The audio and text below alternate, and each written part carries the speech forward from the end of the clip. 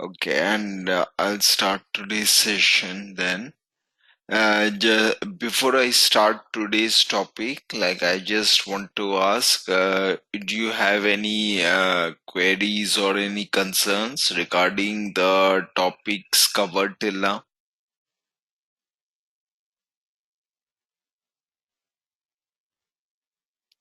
And one more thing is, I have changed the protection setting in the packages and then uploaded it in OneDrive. So you can again download the solution, and then I think this now you won't face any issue with package security. Okay, thank you. Okay.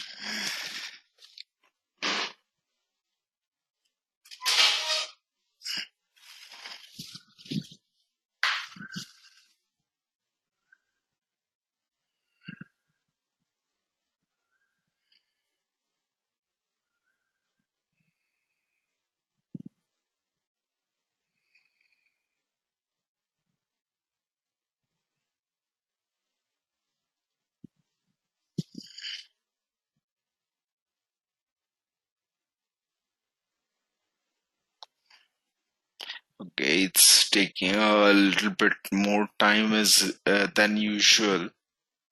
So today we'll first discuss the file system task.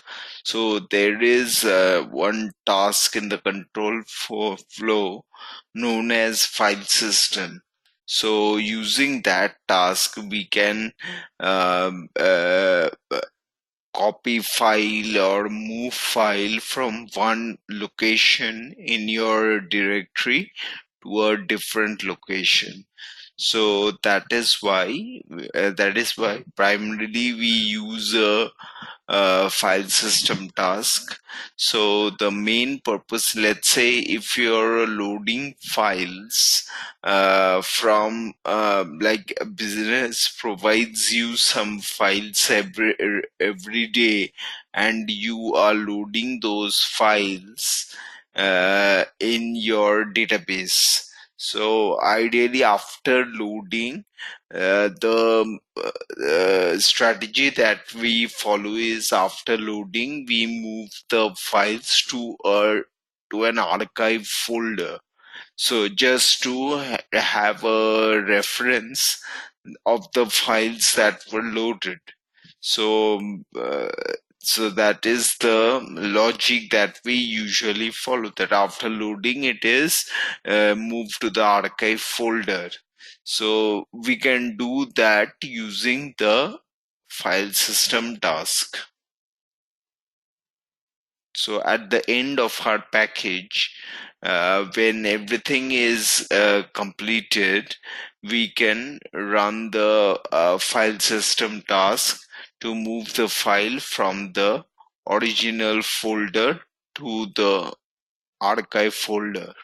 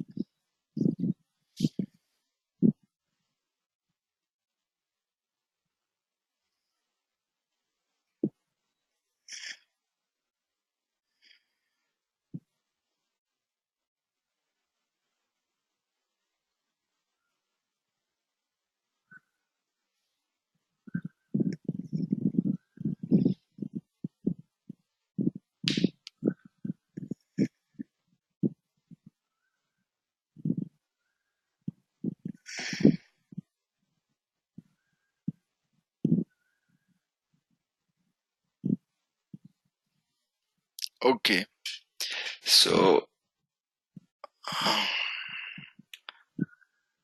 what I'll do right now is I'll create a new package for this purpose.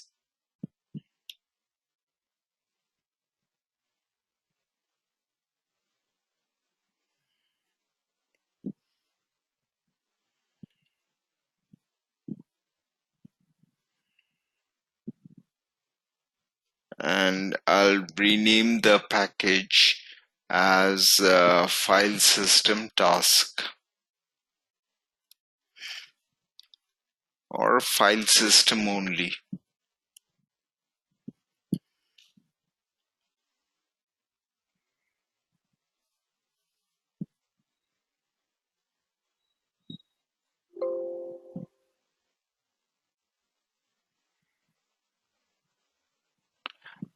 Okay. I had already created this file earlier, so I'll remove it.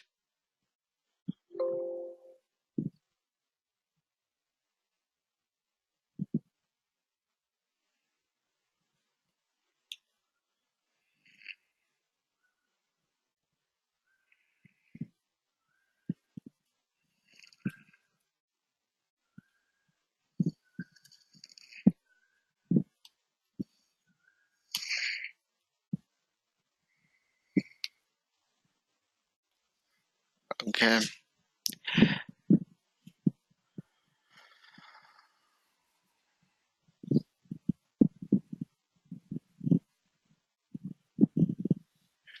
Now in this task, first let me start the SS toolbox. Okay. Now here, yeah, for this purpose, we have this task known as the file system task. So we'll add it here. And in this task, what first we'll do is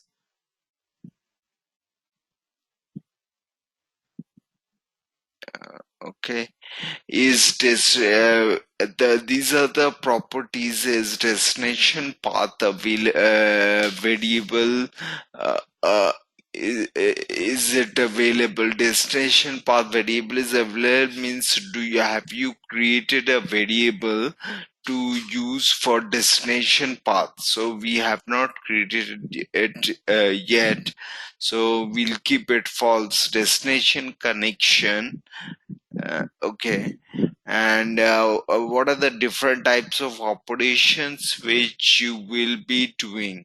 So here, like you see, there are different type of operations: delete file, move file, rename file, copy file. So we'll move the file to to an archive folder. So the archive folder will be the destination connection, the path where you want to move the file.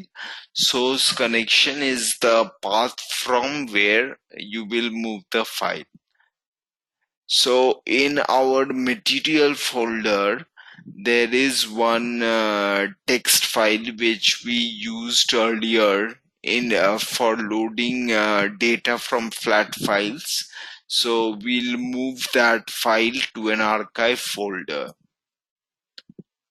So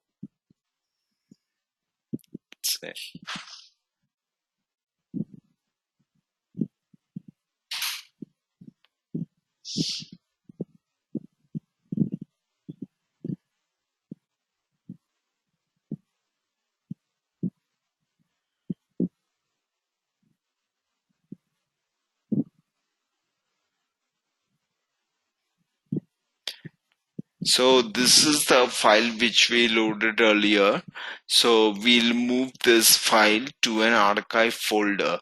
So we'll create a new folder in SIS with the name archive, and then we'll move the file to this folder.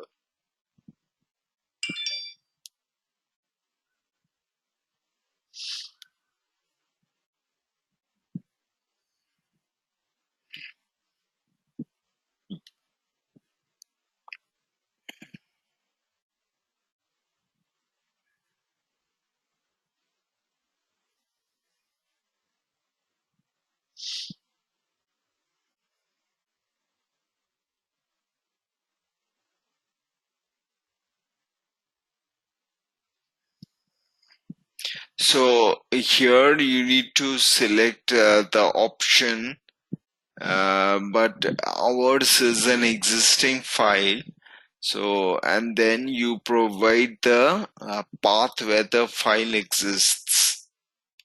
So go to SSIS, material, product flat files, and this is the file which I want to move. Okay. Now I want to move this file to a archive folder in SIS folder. So, but the archive folder is not yet created. So what I'll do is I'll create the folder archive,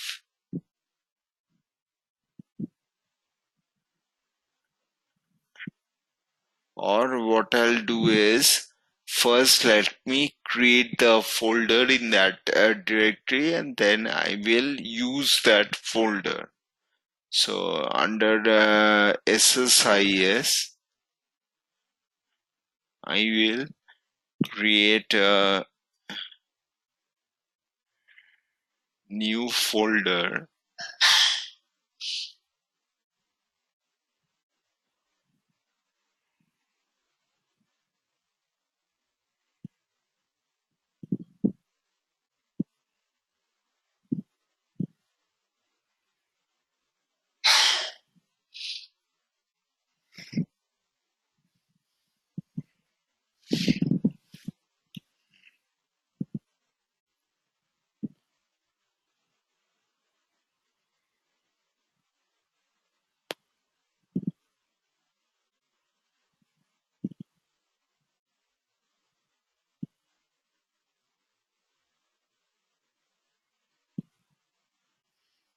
So I've created this new folder,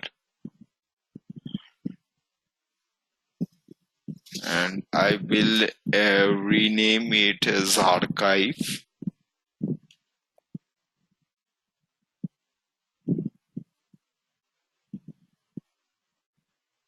Okay.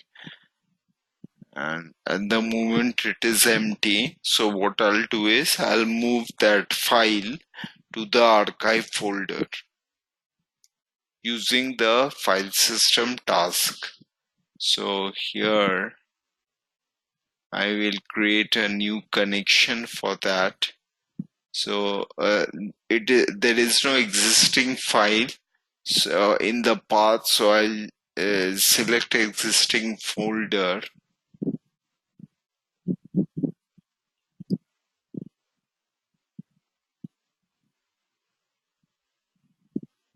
and I go to the directory.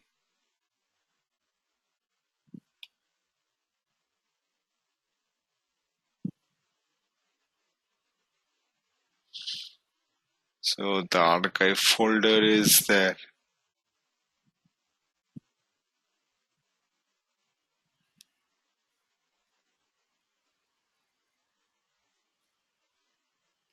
So when I run the package, and if it is successful, it will move that file from the material folder to the archive folder. So let me run this package.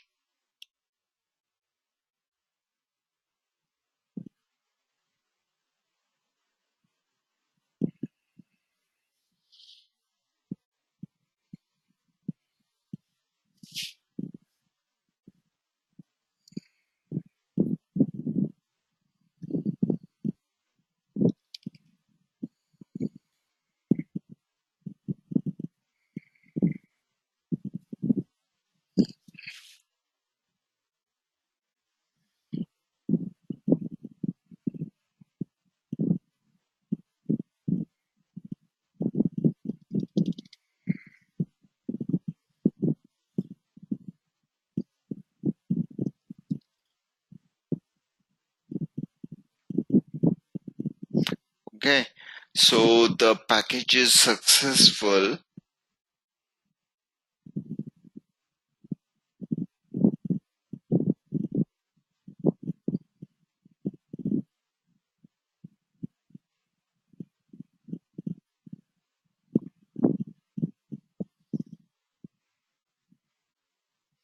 Okay, now if I uh, go to and refresh and check the folder there.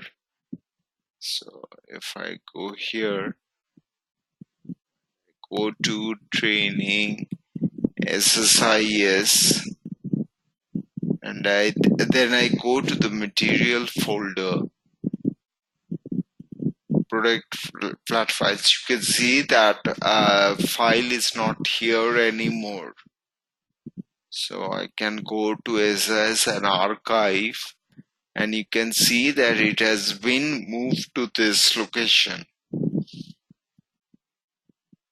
So this is how you can move a file from one directory to another directory using the file system task.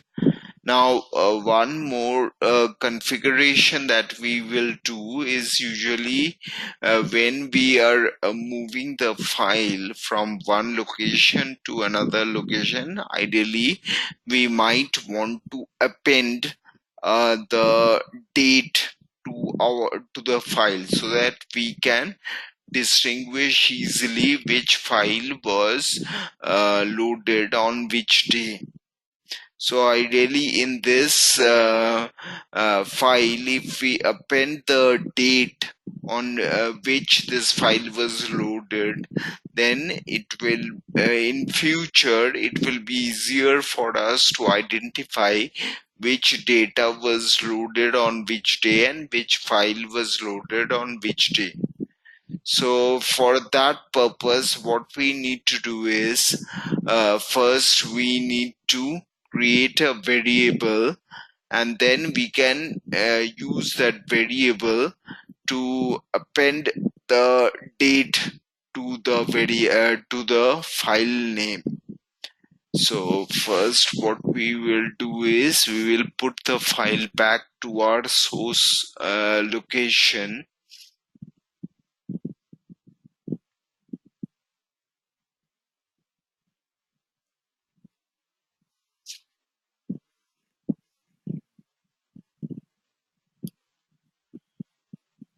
So from here,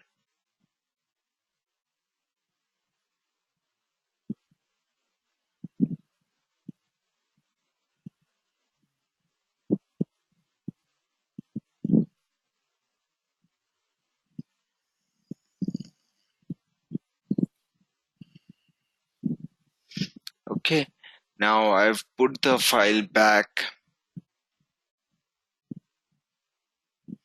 and archive is empty now.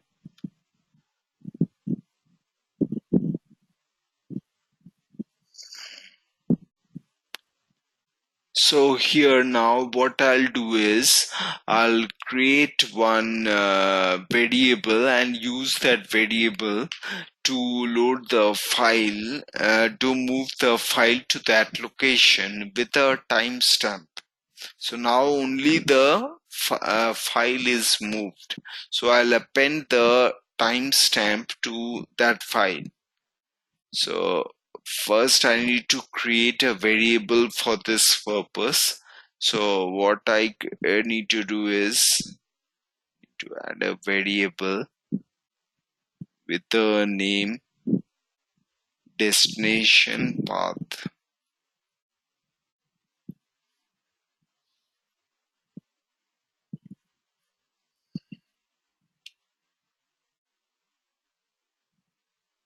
So this will be a string value,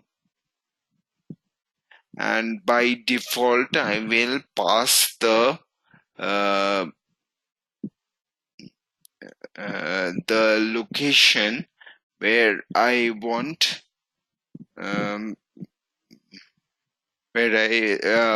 the file to be moved. So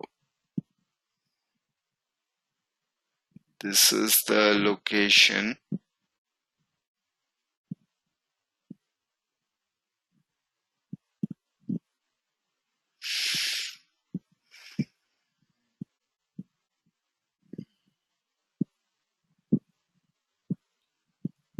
And then I'll put the file name product.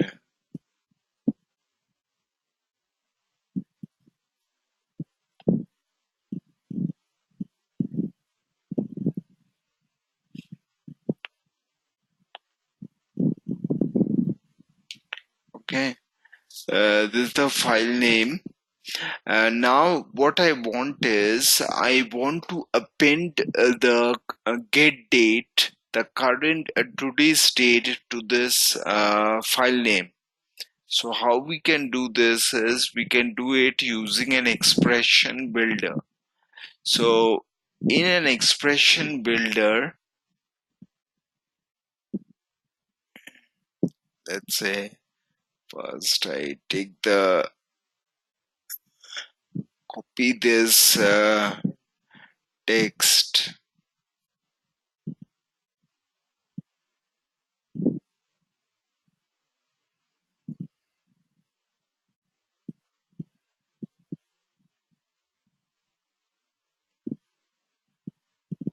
or what I'll do is I'll just take this variable.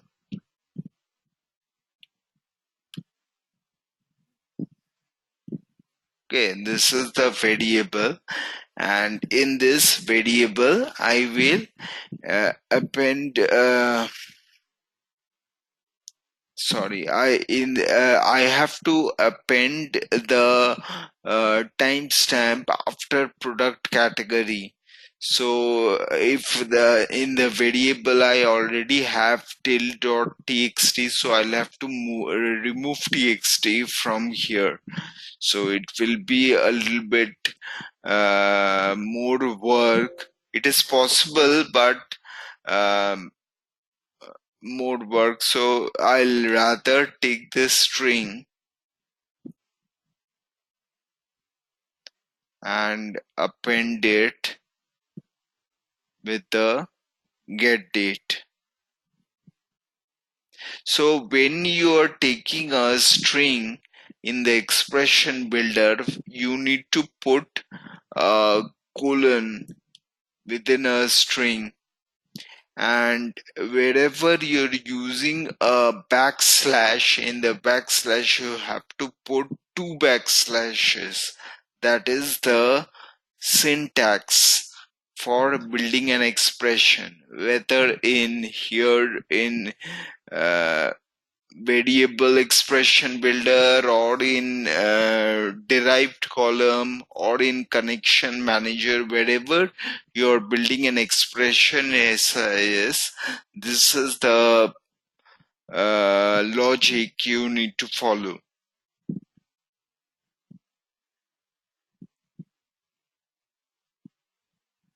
So for backslash you have to put two backslashes, and the string you have to put within inverted commas. So you can see this is a string. Now what I want is, I want to add the concatenate the get date to my file value. So for that, first you need to, let's say I'll end this string, then for concatenating I need to put a plus sign, then I'll start another string, I'll put underscore, and then the get date operator. So here I have get date.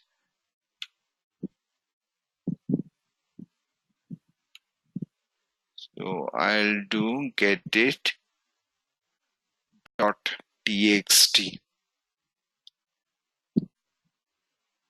Okay, let's get date dot txt. Okay, so I will put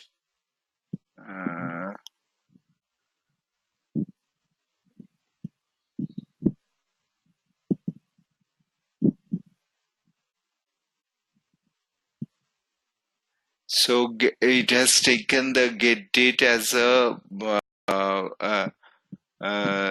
string as well. So I will just do plus here.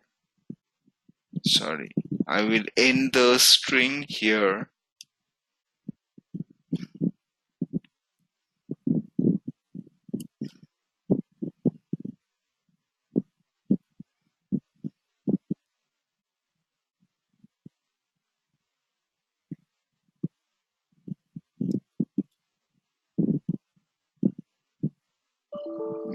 Okay, now it is giving the error that the get date has a type of dt underscore db timestamp, and string has the type of dt underscore wstr.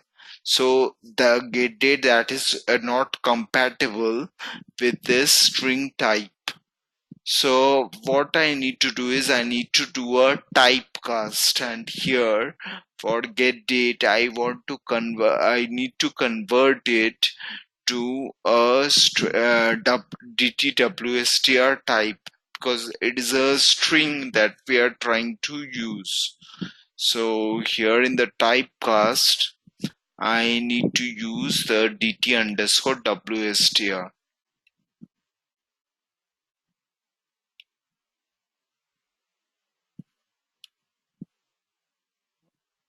Okay, and I need to specify the length of the expression.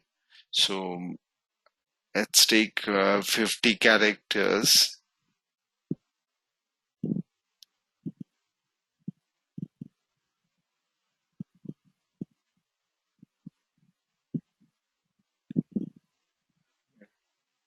So now you can see that the get date along with the time is appended to the file using is appended to the file name.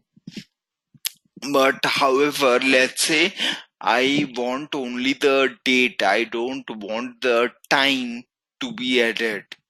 So I want only the date. For that, what you can do is, you can again do a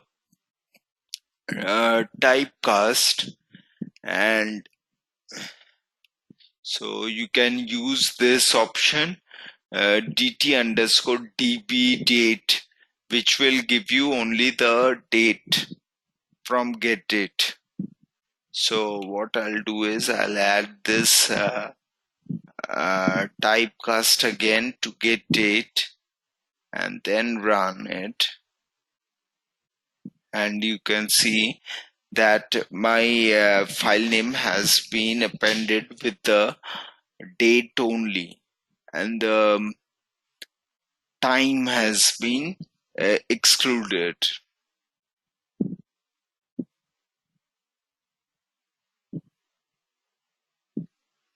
So you can see this expression is created, and when you build any expression, click on evaluate expression to check what value the expression is generating. Because expression is a dynamic nature, so at runtime it will evaluate and it will assign the value. Okay, so you need to, when you're developing a package and trying to use expressions, then you can click on evaluate expression and just check that whether what value your expression is generating and whether it is correct or not.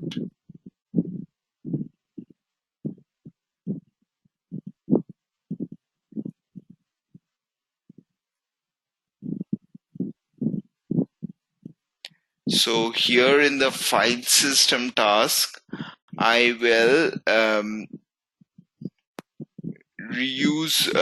will use that expression instead of hard coding the destination path.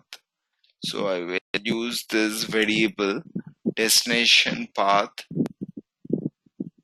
and override destination is let's say the file if you are creating that file, if there is no file with that name in the destination, then this will work fine. But in case the same name of file exists in the destination, then the package will fail. But if you keep this as true, it will overwrite that file which exists. So ideally, like, to be on the safer side, it is better just to go with the true option.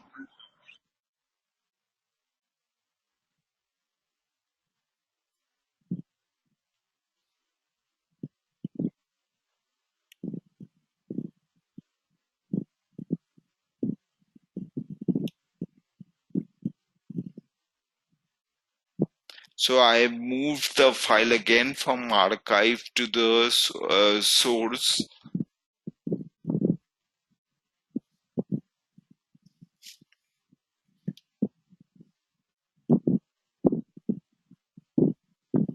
Okay, so the package is run successfully. So if I look at the,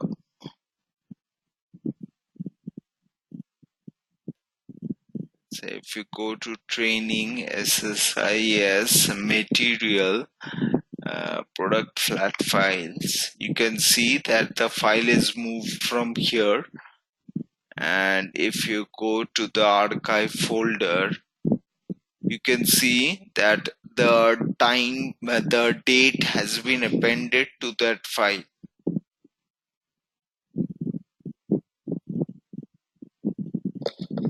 So the same file is moved to the same directory, only the change is that we have appended the date to that file. Okay, any questions you have regarding this, what we've covered?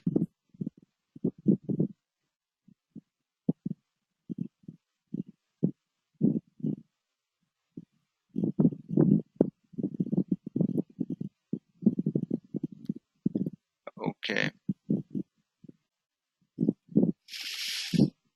Okay. So the next thing that we would be covering is let's say in our data flow task, let's first let us discuss a little bit about the multicast transformation. So in our data flow task, we have already used a transformation called a multicast. So what the multicast transformation does is, um, the multi when you have data from a table, it kinds of creates a copy of that data in multiple paths. Let's say 2 or 3 paths, you are replicating the same data in different paths. So there is no exact logic for it. It just replicates the data to multiple different paths. Let's say you have 1,000 rows in a particular table, and you want 3 different replications of the same data in 3 different paths. So then you can use a multicast, and it will the same data, it will replicate in 3 different paths. Now just opposite to multicast is the balanced data distributor. So if you use the balanced data distributor, it is not very commonly used uh, in ETL, because we don't find as such much in a situation where we can use it. So the balanced data distributor is kind of the opposite of multicast. So what it does is, let's say you have an input data from a table, and in that input data you have, let's say, 1,000 rows. So what it does is, it will divide that those 1,000 rows into different paths. So let's say you have 2 paths. You want to divide the data into 2 paths, so it will divide 1,000 rows into 2 paths, 500 each, 500 rows each. So it kinds of divides the existing data into multiple paths. So it can divide into 4 paths also. Let's say 1,000 rows, you create 4 paths out of it. So for each path there will be 250 rows. So that is the use of balanced data distributor. So the input that it gets, the number of rows, it divides those rows into multiple paths. Whereas multicast, it replicates that data to multiple paths. Balanced data distributor, it divides the data into multiple paths. That is the difference. They work kind of the same way. So here, as you can see in this package, we have used a dim customer as our source, and I can use the balance distributor, and the number of records which are there in dim customer, it will divide to these 2 tables. I can even divide it to more than 2. I can divide it to 3 tables. I can divide it to 4 tables. So it will automatically divide the data based on what I have designed in the package. Now if I run this package, it will just divide the data into multiple paths.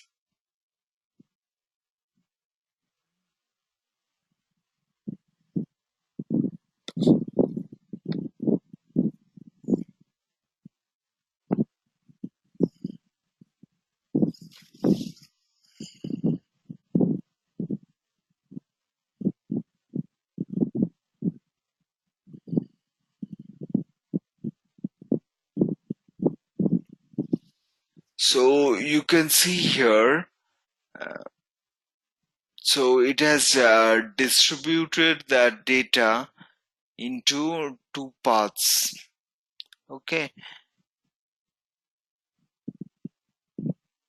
so this is how this is why we use the balanced data distributor.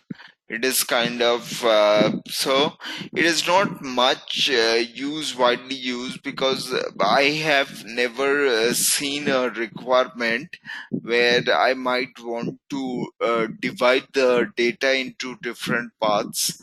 But in case if you need to do that, you can do that, and then use it again to consolidate the data. Sometimes you might need to replicate the data to different paths. That is why we sometimes need the multicast. But balanced data distributor is, I guess, it is very rarely used. Do is like separate the data into two, like row wise or column wise. Row wise. So ideally, you might need it. Let's say you want to divide the data into two parts, and then later you want to merge them using a union condition like that. But otherwise, you won't be using it. Like, why would you need to divide your data into two parts? Okay, got it. Okay. Uh, all right. So that is the balanced data distributor, and so we have discussed this thing, the balance, and then the next topic that we would discuss is how we can use the fuzzy lookup. Okay, so before I discuss the fuzzy lookup, let's take a 5 minutes break, and then I would discuss with you the fuzzy lookup and how, why and how it is used in SSIS. I have a small question. I heard that you mentioned identity insert. Uh, what kind of identity insert we use? I didn't get clear that. Uh, Sorry, I didn't get you. What was What is the identity insert, and for what we use for identity insert? identity insert? Like usually we do not insert any values to the identity column, because it is a self-incrementing or auto-incrementing value. So ideally, when we are doing an insert, if there is an identity column in the destination, we leave that column, and we do not map any destination column to that value to that column, and it automatically, when you execute the package, automatically values are assigned to that column based on identity. Based on the last value, it will just auto increment and then put a value in that column. It is like the primary key or the surrogate key of the table. Now, if what you might be saying is, um, I guess. What you are saying is in the data flow tasks in the OLEDP destination, when we are inserting the data, you have these options: keep identity and keep nulls. So in that case, if you check these options, then what will happen is, if you check the option keep identity, then in the table, and if you are mapping any value to that identity column, it will maintain that identity and it will insert a value on that column based on the identity. So you need not worry about the identity column. Usually what we follow is, we do not map any column to the identity column and let it populate on its own, because it is an auto incremental column.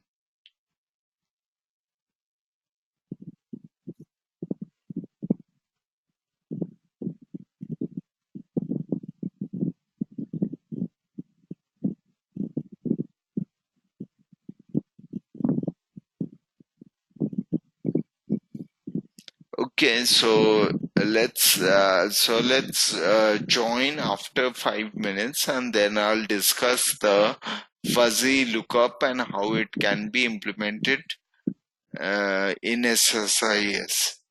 Yeah, thanks.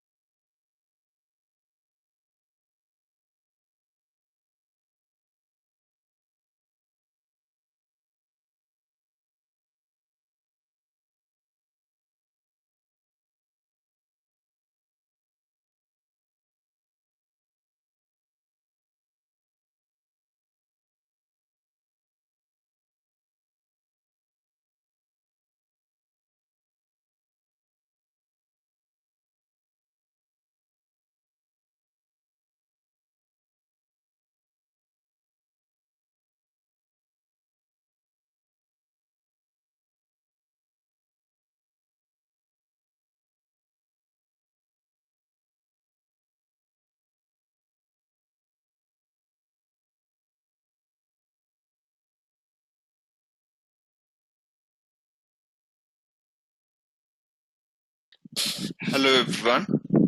So I'll now continue with the fuzzy lookup transformation and how and why we need to use the transformation in our packages. So for that, first I will explain what is the need of fuzzy lookup and why we use it. So uh, if you see if you go to the data flow task, we have already used the general lookup transformation. So it is a very commonly used. What it does is we have a source set of data and we have a reference set of data. We match the data from the source to the reference one and check on whether the value a column in a source matches with a column in the reference value, and if it matches we redirect that row to uh, lookup match flow, and if it does not match then we redirect that row to lookup no match row. Okay, so that is the general lookup that we follow. Now there is another component known as fuzzy lookup. Where is that? Here you see fuzzy lookup. So what I'll do is I'll create a new package,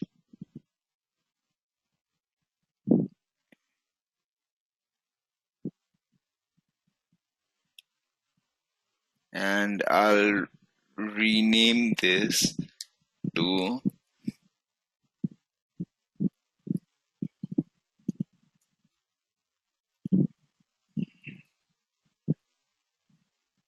fuzzy lookup. So in this package, first I'll take a data flow task, and in the data flow task you can see here under the common transformations fuzzy lookup is not showing because this is also not very commonly used. Okay, so what it does is in fuzzy lookup, what it does is we have a source table and we have a reference table. But here in the source table, the data use on which we are doing a lookup, that data is not correct. So maybe there might be spelling mistakes or something. So it is not accurate, that data. So there is data quality issue in that column. And when the reference column that we have that has the proper data.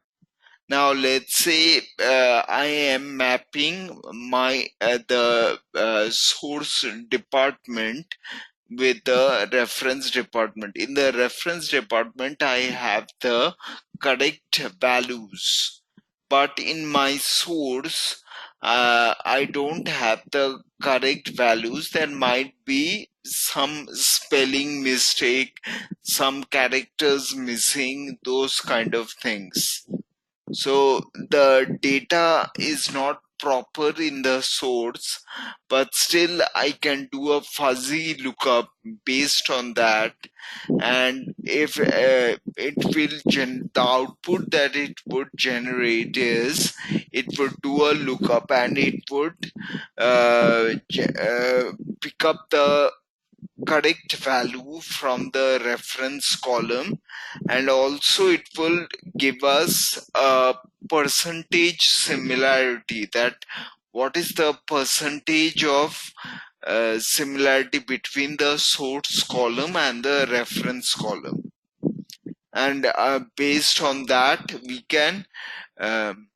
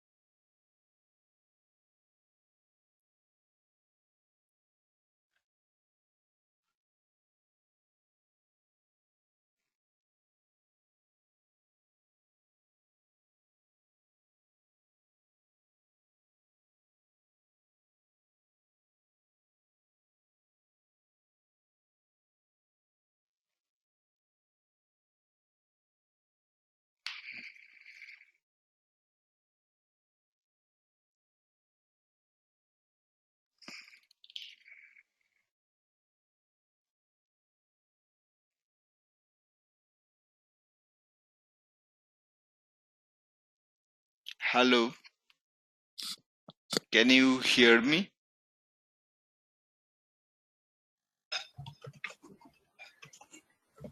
Can you hear me? Oh yeah, now. Yeah, now we can. We Okay, missed all that. After you picked up the fuzzy lookup, we missed it. okay. Yeah. So what I was saying is, it is not like in the source column and in the reference column, there is not an exact match. Like it is an approximate match, and yeah, the output gives us the correct value from the reference column, as well as it gives us the percentage similarity, like how much percentage the value is similar between the source and the reference. Okay, so that is what, that is a difference between fuzzy lookup and a general lookup. In a general lookup, there is an exact match. Either it is a exact match or it is a no match. So there is no approximate match in general lookup.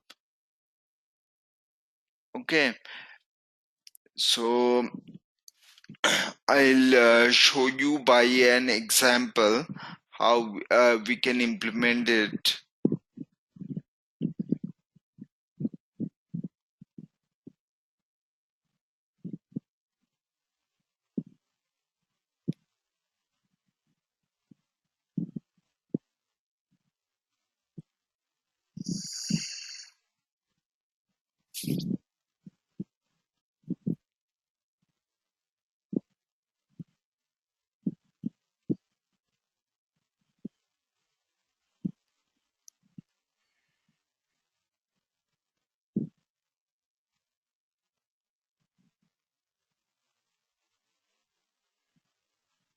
So in the materials folder, uh,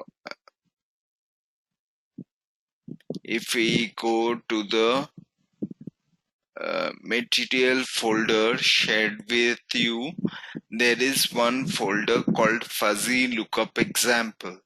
If you open this folder, there is a script for source and reference.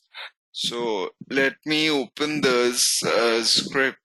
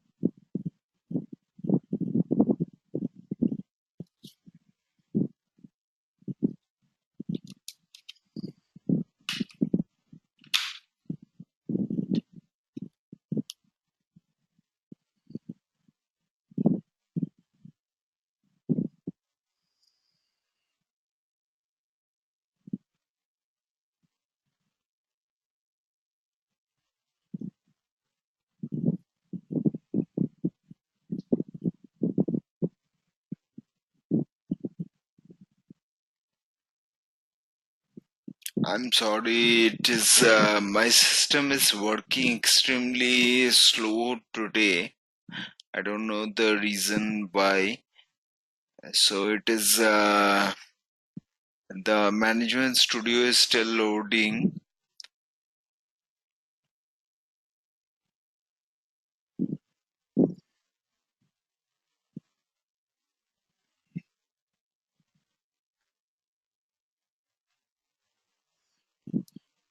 Okay. Now let me open the script which is there in the material folder.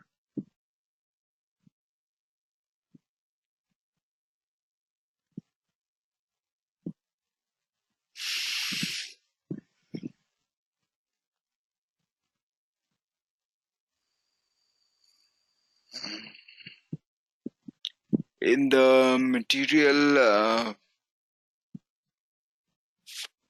folder, let's say you have the first, we'll open the source.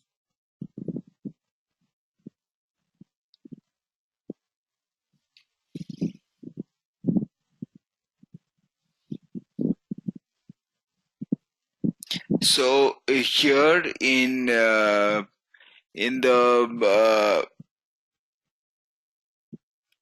so for the source, we are creating a table with fuzzy lookup source, and we are inserting some data in that table. So I haven't created this table earlier, so I need to create this table first. So I will create it in my training database.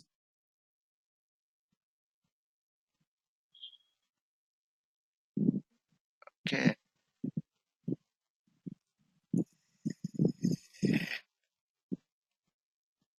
So the records also got inserted and the table was created. Similarly, I will also create and insert data in the reference table. So this is my reference table. So here also I will create the table and insert some values in it.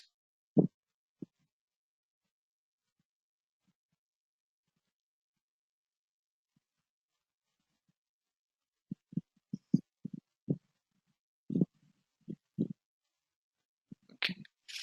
So if I now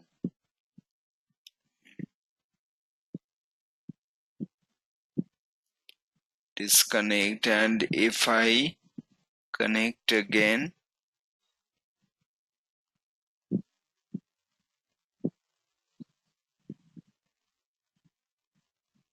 and in my training database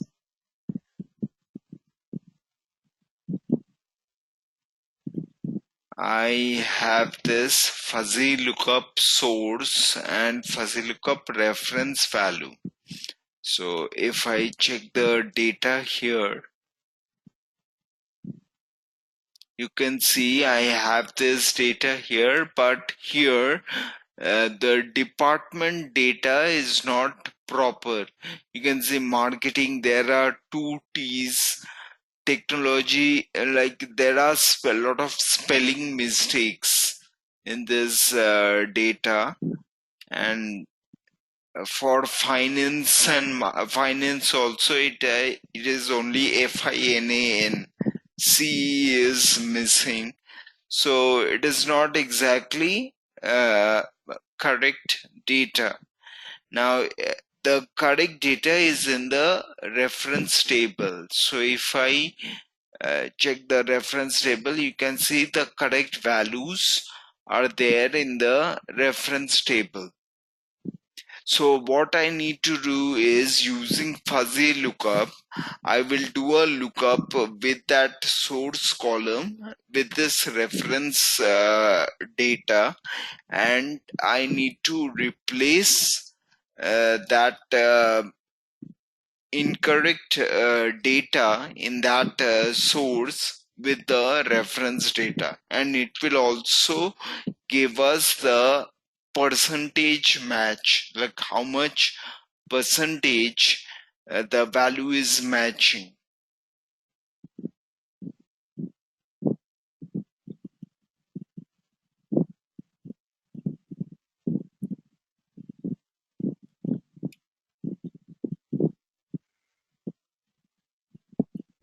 So if I go to this data flow task,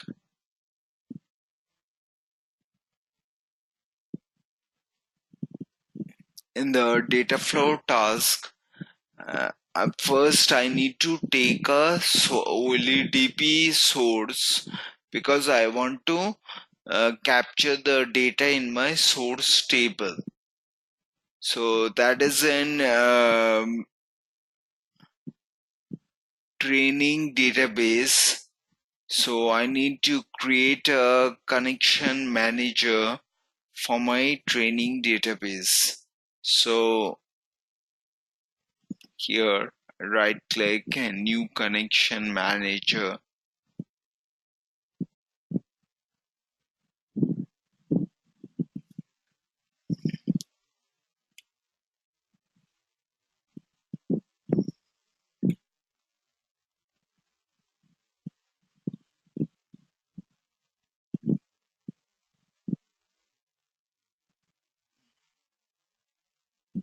Okay, so I'll create a new one.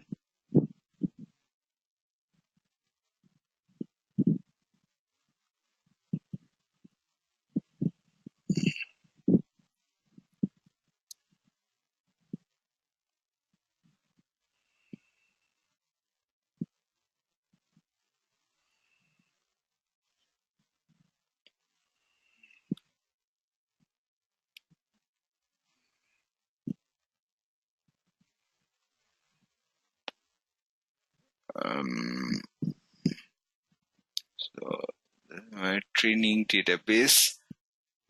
Let test the connection. Then I click on OK. So I have the connection now, and I will select that connection from the list.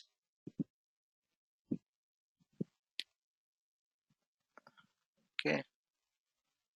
And I will select the data from my, sorry, I have selected variable,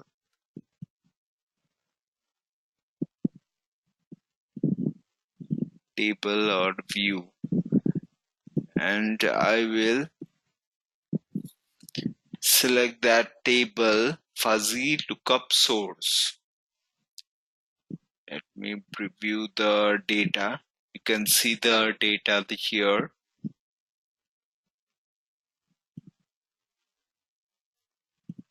These are my columns. Okay. And now I will do a fuzzy lookup on this source with my reference table.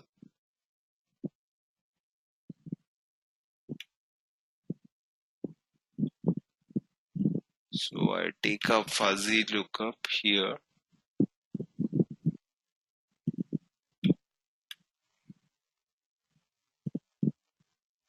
Okay, I need to provide the connection of the reference table, which is my training database only. And so I need to provide the reference table name, which is my fuzzy lookup reference value.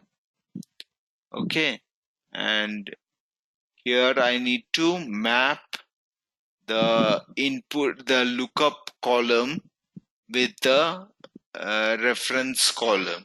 So what I need to map is I need to map the department with the department name here. So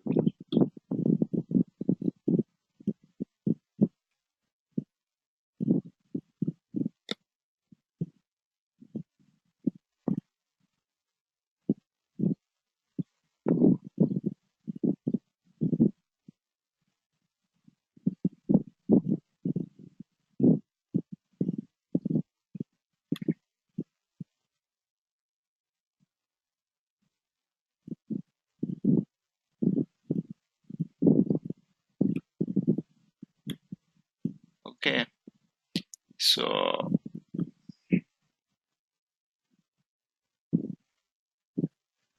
I need all these columns to pass through, and I also need the department name from the reference column.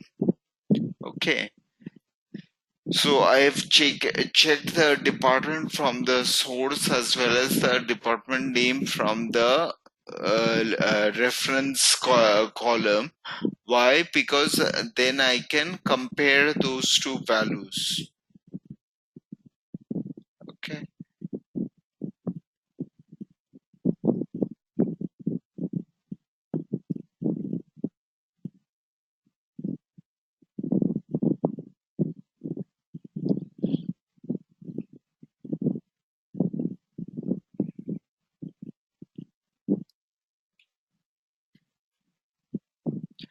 But then again, like I'm showing you these features because they are available in SSIS, but these things are not very commonly used. Like the general lookup transformation is widely used because you will find a lot of situations in your real life where you would need to use a lookup, but fuzzy lookup is again not very widely used, I would say.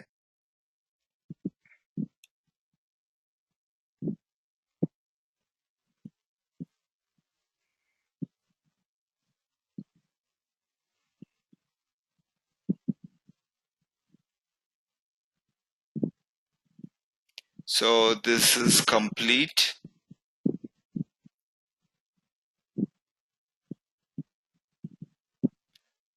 One thing I missed.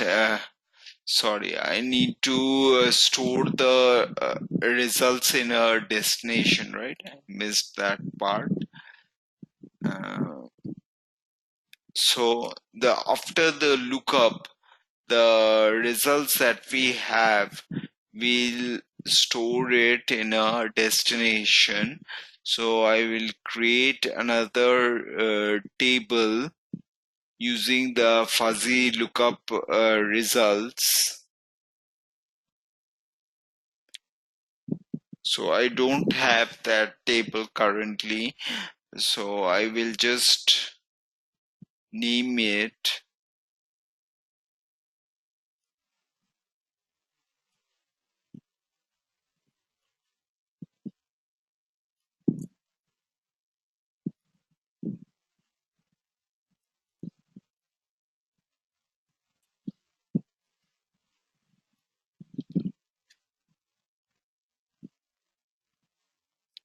Okay. And I check the mappings here.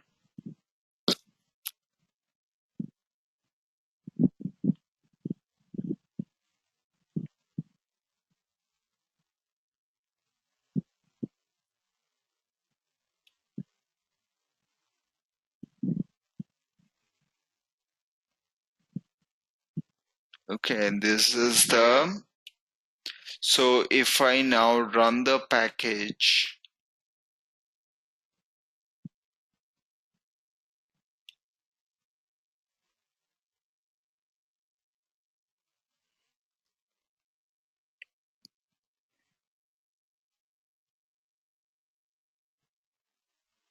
okay, so 18 rows, as you see after lookup, the 18 rows have been loaded to destination. Now let us check the value of the destination table.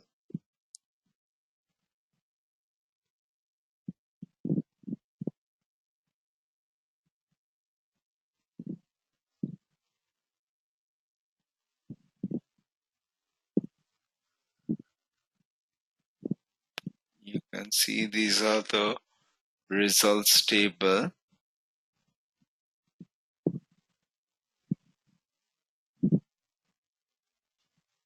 And now if you see here, we did a fuzzy lookup with the department in this source, and this is the department name from the reference column.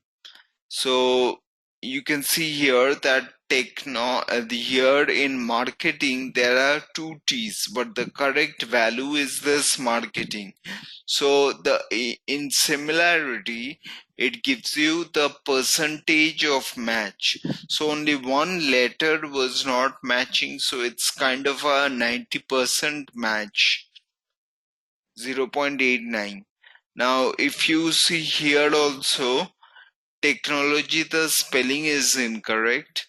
So only one letter is incorrect. So it is kind of matching 90%. Now where there are more characters not matching, see here, it is only tech and the correct value is technology. So a lot of characters are not are missing from that value. So it is only a 38% match. So depending on your similarity value, if it is a match, if the match is of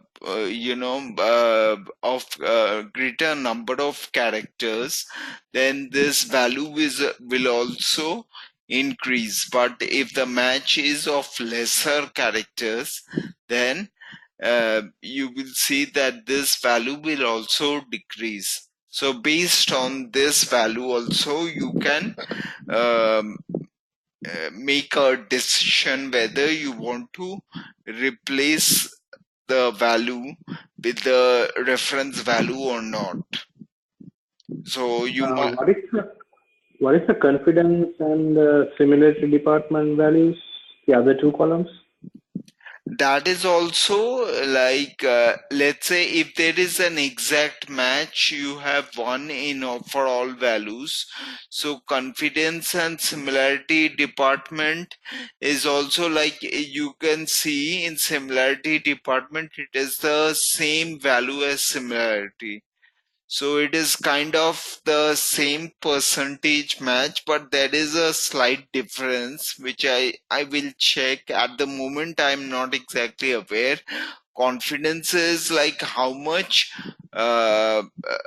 confident you are of replacing this value with the reference one.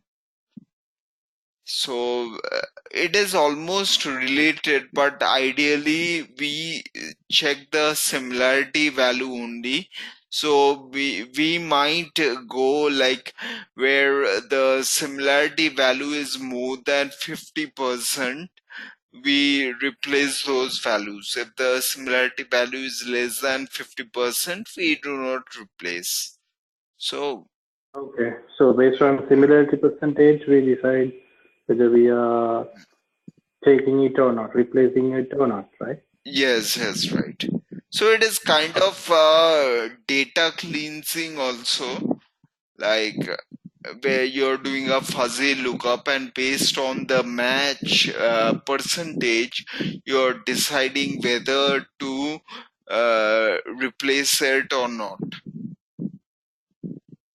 Okay, so how do we match an address kind of a stuff?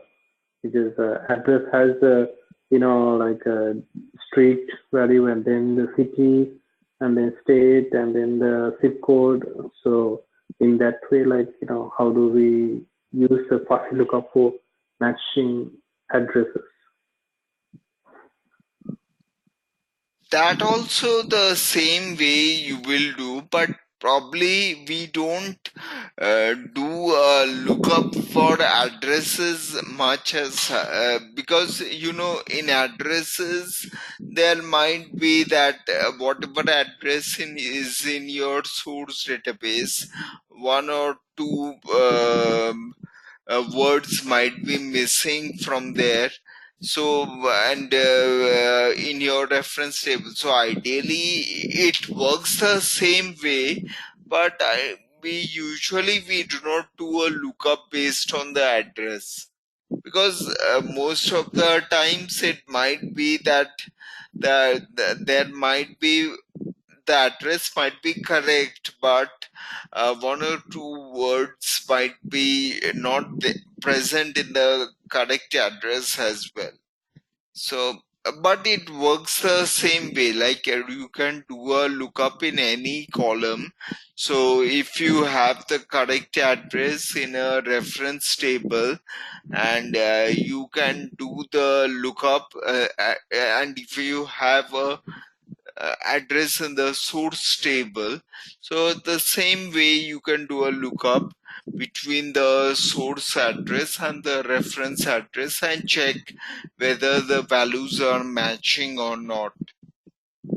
So it has like a different columns, right? So street address in a different column, and then the unit number in a different column, city different column, state different column, zip code different column. So in that case, So no, how we use the fuzzy lookup? no, then you will have to see here when you go to the fuzzy lookup. It is not that you need to do a only look up on one column. You can select multiple Okay. columns for lookup as well. Okay. So you can select the address, state, city, 2, 3 columns, 3, 4 columns you can select for lookup as well. So it is not only one column. Okay, so after that, how do we decide like which one we should update? Like, based on the percentage, do we need to set up a query to select, or do we need to set up the average? Because like sometimes the street number, unit number, and city state might be accurate 100%, but zip code might have some like slight changes, like 80%, 90%, something like that. So So in that case, it again depends on you, right? Once that data is loaded in your database, whether you want to replace it or you don't want to replace it, it is all up to you.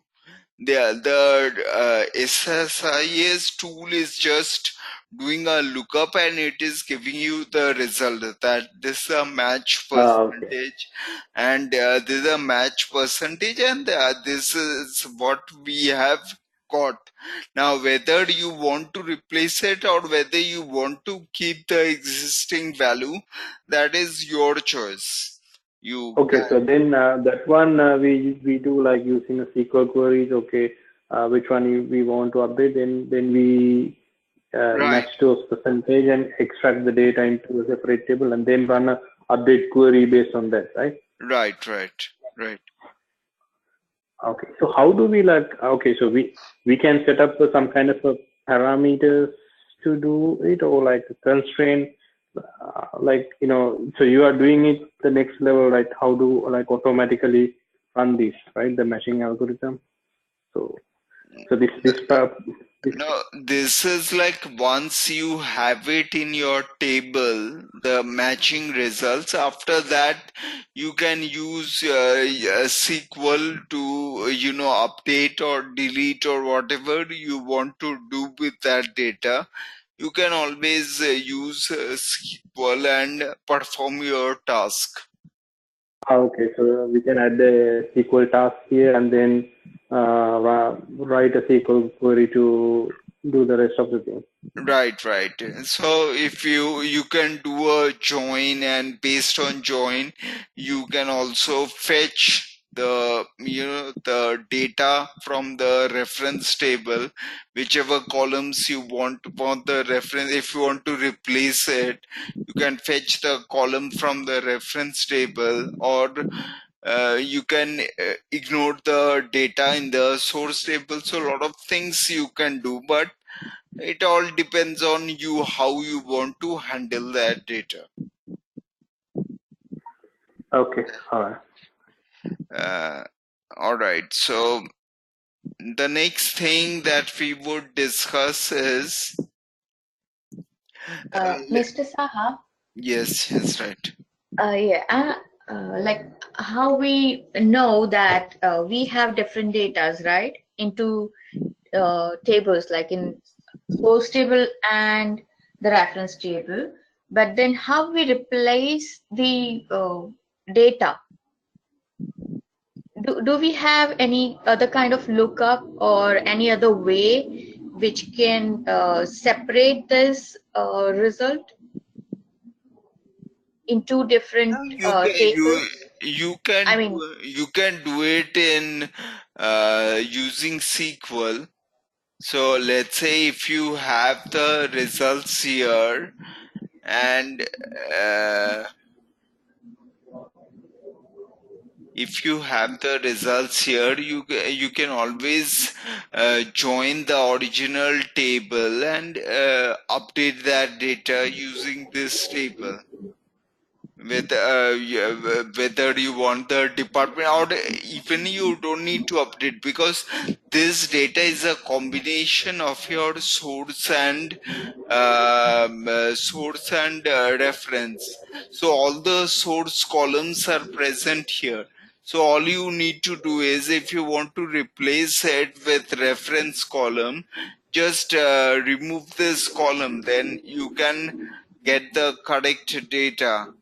If you want to replace it, if you don't want to replace it, then just you can issue an update statement mhm. using a join, and then you can update the value in the source.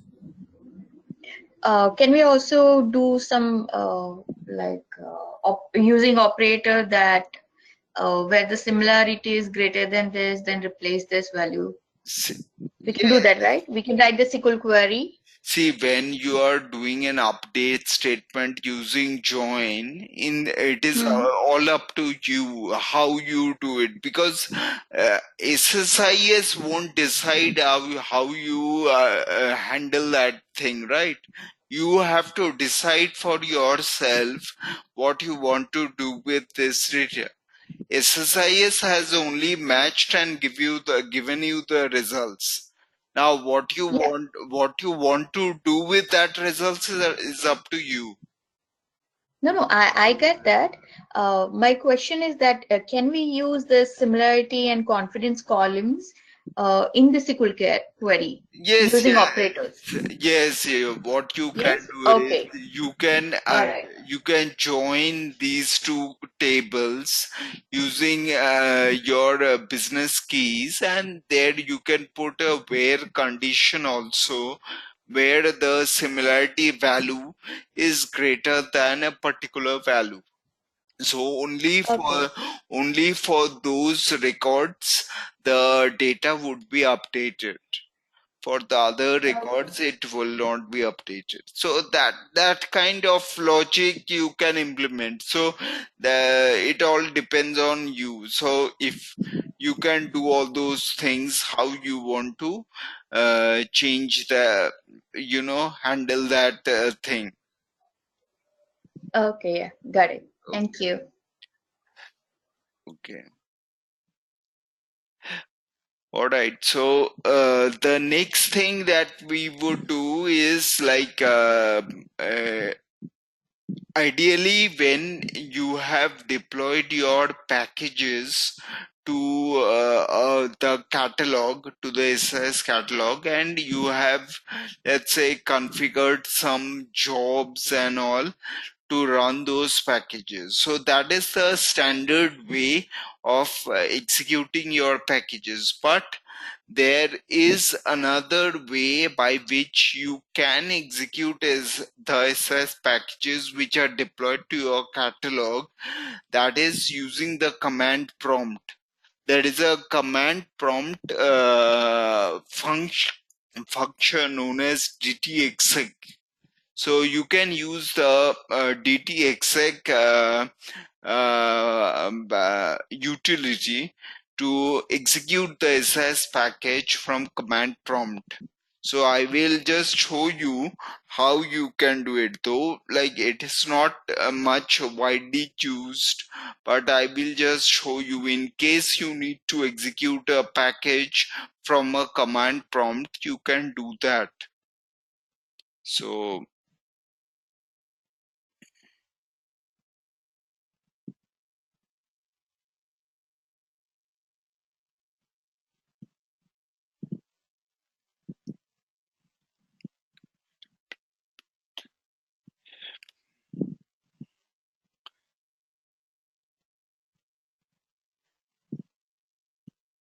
So this is the command line that I had executed earlier, and you can see here dtexec is the utility. is server is this is the value of the packet dtsx package which you are running. SSAS-DB is your catalog name. Test1 is your solution name. Integration Services Project 2 is your project name. And this is your package name .dtsx. So if you look at this solution, this catalog,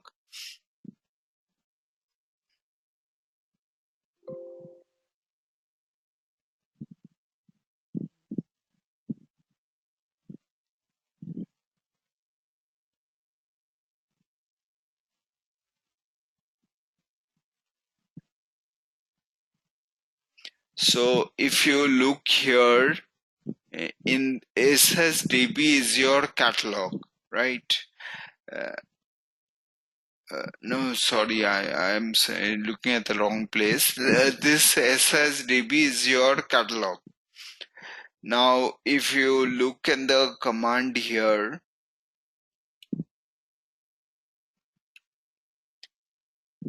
so SSDB is your catalog, then if you go under the SSDB, you have this test1. This is your solution name. So here, this is a test1. Then under test1, you have your project name. The name of the project is Integration Services Project 2. So this is the project name. And under the project, you have your packages. So I will run this package. Okay. This is my package path, and this is my server name, is server where the catalog is deployed. Okay, so when I run, I can run this command line from CMD, and it will execute this package. So it is same like if I right click and execute, the same thing it would do.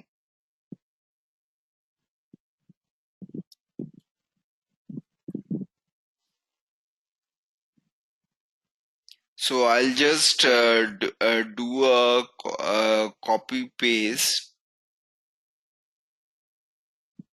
Okay.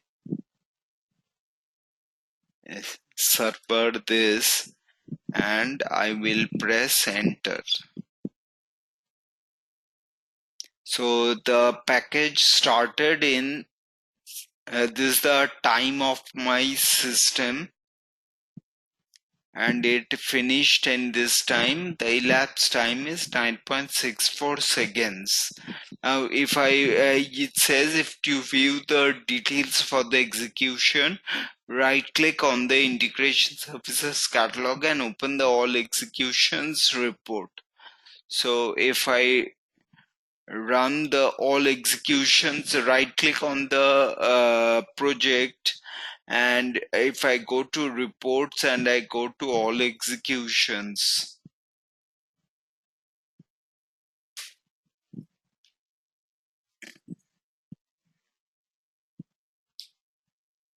so you can see this is the package which I've run from the command line. It has succeeded.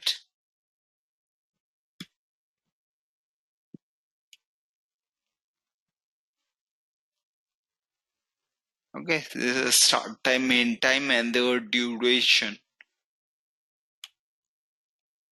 So the details you can get from here.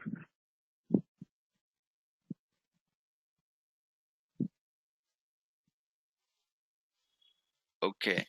So you can see the tasks, if for each task, how much time it took to execute, all the details are there.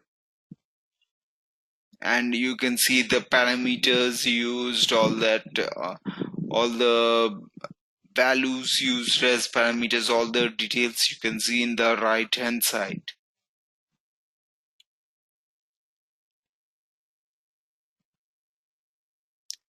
Okay. So this how you can, if in case you have the need to run the package from command line, you can do it using the dtexec utility.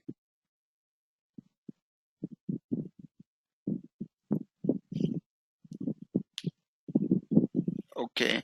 Now now the thing is that we have almost completed like the general topics which we have in SIS and the general tasks which you have in SIS in control flow and data flow.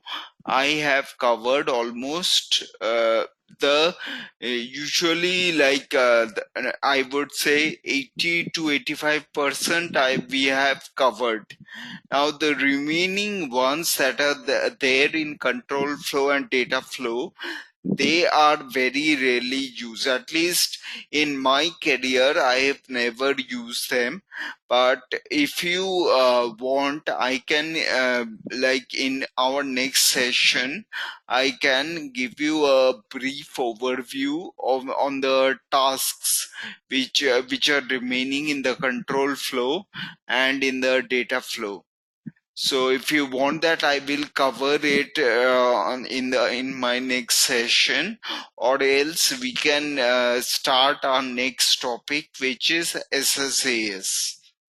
So and one more thing I would like to discuss a few minutes before starting SSAS is like performance optimization and performance tuning in SSIS. Like let's say when you're developing your packages in SSIS, like what are the things you should consider while developing your packages so that it performs well. And so those are a few of that is one thing which I would cover, but it will not take a lot of, because it is mostly theoretical, not a very practical thing. So it will take probably 15-20 minutes to cover that topic. And after that I can like if you want, I can cover the remaining tasks which are there in control flow and data flow, or else I can pick up the next topic, which is SSAS. So what would you want me to cover the rest of the tasks in my next session? So you say like web service tasks, that kind of a stuff, Yes, that's and right. the XML. This Yeah, I will. Yeah. Yes, TP. For a web service task, actually you need to use a web service file, which is, I think it is called a WHDL file, which is available in the you need that file. Whether if you don't have that file, you cannot use that web service. That is the issue with that is like the limitation with the web service task. Secondly, with the send mail task also, if you do not have SMTP server connection on your computer, you won't be able to use the send mail task. So Why we use what kind of a thing we use for the web service task? I mean, any example do you have? Example is like let's say you connect to an internet site, and from the, let's say when you're going to Google and you're searching a website, right? You go to the website and you get some information there. Let's say what are the number of holidays in United States for 2019, and what are the different what is the weather, what is the temperature at a particular place. So those kind of information you are getting by going to the site. If you use a web service task, and if you've configured your task properly in SSAS, you will get that information in the package itself. Your package will connect to that website, and it will extract the information from there and provide you that information in the package. Okay, basically it's like a web scraping. Right. So you will get the information from the web page directly in your SSAS package. But for that you need to configure your there is a file which there are a lot of some configurations which you need to do. Only then you'll be able to use it. Otherwise, because in that site they need to provide you the that file. I don't remember the exact name of that file. So that file you need to download, and then you need to use it. Only then you'll be able to use the web service task in your SSAS. Otherwise it won't work. So Okay. those kind of configurations you can do, but Mm-hmm. you need those things like send mail task also. Like Yeah, that's fine. you cannot use your Yeah, those two fine. Yahoo Yeah. or Gmail in that task. You need an SMTP server to use. Mhm. Like most companies have an SMTP server, so you need to connect to that server for for Okay. using sendmail task. So How about the Hadoop Hive task? Hadoop file task also, like as Not I the said. file, Hive task. Hive. As I said, like the remaining tasks I have not used, so I don't Okay. have much knowledge of them at the moment.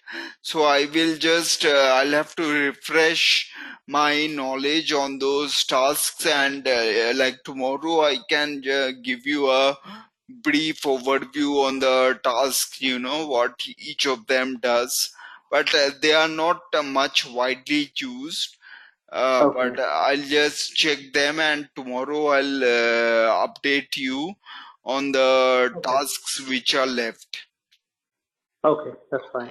So if like FTP expression task, something like that, right? Yes, a FTP task is like if you're connecting to a source using FTP, like file Okay. file transfer protocol. It's a technology which some people use for connecting to source and extracting data and all that. Yeah, so you can show how to connecting it. Is that okay? Yes, In the next. Okay. we'll again, as I said, for web service FTP, those kind of things. In order to show you demo, there you Uh-huh. need to configure those things on your computer, because if Okay. the things are not configured for the requirements, you won't be able to show a demo, and show a demo. I'll try it if I'm able to show you a demo of that. Otherwise, I'll just theoretically explain like how it works. Indra, can you show us how to configure, or is it in real life? Would the DBS be doing the configuration part of it, or what? Yes, yes. In real life, if you send mail, like for example, I'm just taking a basic example of a send mail task. So, in order to use a send mail task, you need an SMTP server. Now I don't have an SMTP server on my system. So I cannot connect to an SMTP server, right? So it is not possible for me to show you the send mail task. Otherwise, I would have to take services of SMTP server, which is a third party service. I will have to pay and take the service from them and then use it.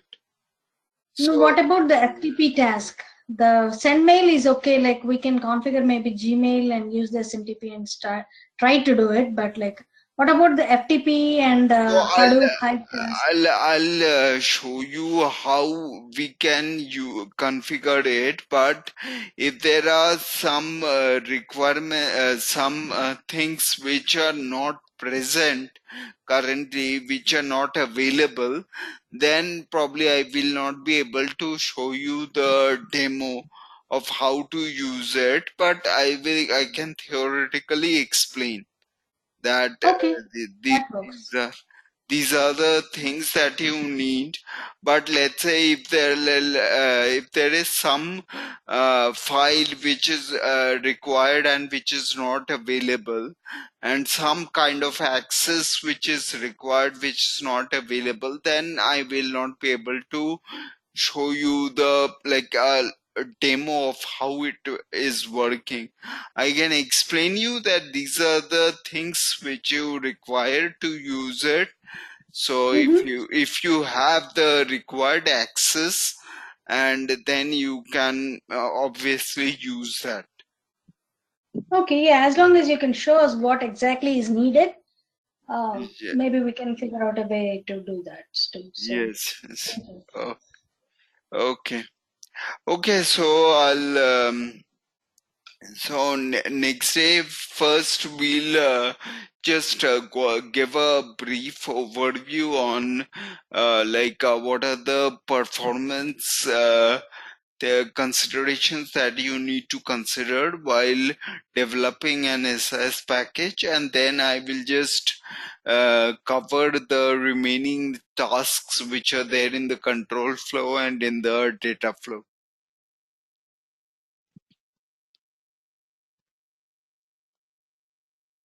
But almost I would say that the tasks which we like, I am hardly like, I think there will be almost very less scenario where you might get the need to use other tasks, because these tasks are very rarely used.